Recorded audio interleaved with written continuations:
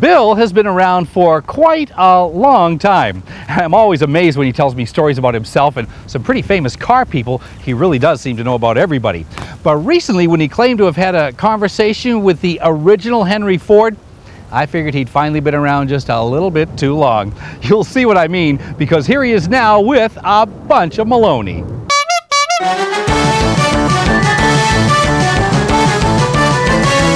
I spoke with Henry Ford last week. No, not Bill Ford, the now Ford president, or his pop Hank too, but the Henry Ford, the man, numero uno, the guy who started it all.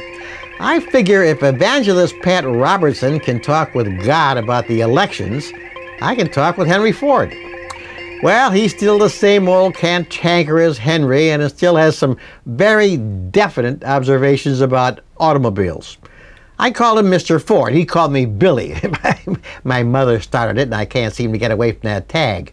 Ford told me, "Look, I'll give you a couple of minutes, Billy, but if you ask me about the Edsel, you're toast."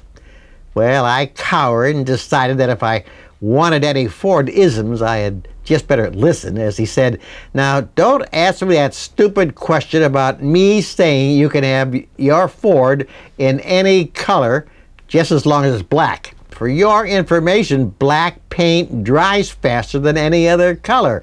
And we were popping T models out of the Rouge plant one every 40 seconds. And they sure weren't going anywhere if the paint wasn't dry."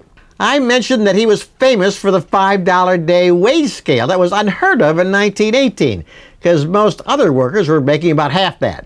Well, Mr. Ford sighed and said, "That sure as heck has changed." Another misconception, Billy, is that I invented the automobile. I didn't. Some German guy did that, but I figured out how to mass produce it. Know how I got that idea, Sonny? Well, I was in a meat factory, and I saw sort of an assembly line with meat on it and people doing a certain task as the meat moved along the line. I thought that was pretty cool, so I applied it to making automobiles, and it worked. When his first car went out the door, he had 8 employees, and today Ford has 350,000 workers. He said, "Yeah, and when that car went over the curb to a Chicago doctor in '07, I had $223 in the bank." Last question, Mr. Ford.